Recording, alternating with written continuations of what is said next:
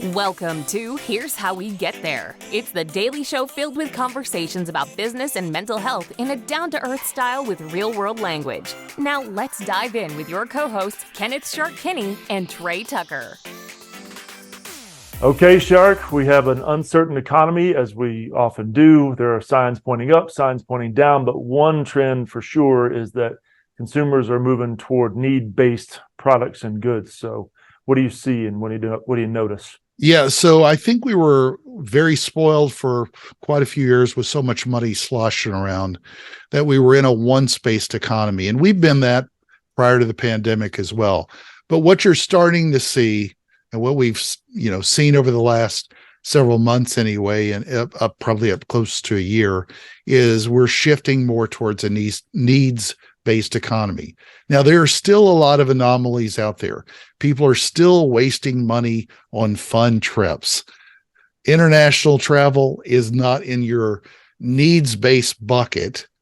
If your refrigerator's broken or you need something in the home or whatever, to do that. But one of the real issues that it creates a different dynamic for how businesses need to position themselves. And this could be any kind of service or product, whether it's, the school that your child goes to, it could be the, products you purchase, the services you buy. How do you sort of see what's going on in the market?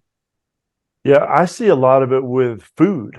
So I was just reading the other day, the stats on the pizza restaurants like Domino's, Papa John's, Pizza Hut. They cranked up during the pandemic, and then since the pandemic, actually really in the last year or so, they've really come down. But then also people are saying they're going to eat out less. They're not so much going to trade down from the more higher end restaurants down to lower end restaurants. They're just saying we're just going to eat at our favorite restaurants less often. But it's also, I've noticed, like what you said, people are traveling a little more, but then they're buying fewer tangible goods. So it is an interesting shift.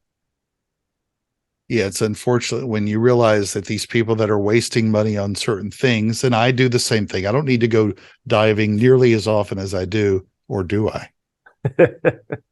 You always do. It's a need. It ain't just a want, it's a need. For me, it's a need. I mean, look, I'm nicknamed Shark. I got to get in the water. So I will tell you that some of the tips that I think of that I work with businesses all the time is to really start applying a lot of the behavioral science tips we know.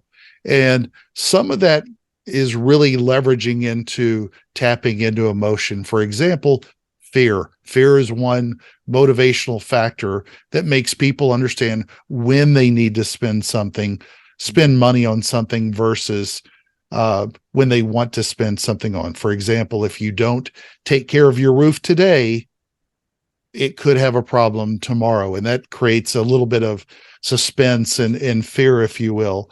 And some of that also becomes with the unknown. For example, when you leverage more emotion into that and think about how we're going to finance that roof, for example.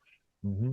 Credit has been a big issue over the last year, which has affected this, needs-based economy as well. So the more that you tap into those emotions, why somebody wants or why somebody really needs something, it's got to be there. And then brands have to focus a little bit more on how they truly create value. Mm-hmm. People, to your point, might still pay $1 more, $2 more for a different pizza, but they've really got to understand why that customers have to understand why that difference is needed for them, not just the way the brands look at themselves in the mirror. Yeah, absolutely. And to your point about the consumer behavior from a psychology standpoint, if you just take the word emotion, you chop the E off of there, you have the word motion. So emotions in us are really driven or really designed to drive us toward action. And if a company can figure out what are the base human needs, so in other words, you said fear is one of the emotions. Well, the need for that, the antidote for that is safety.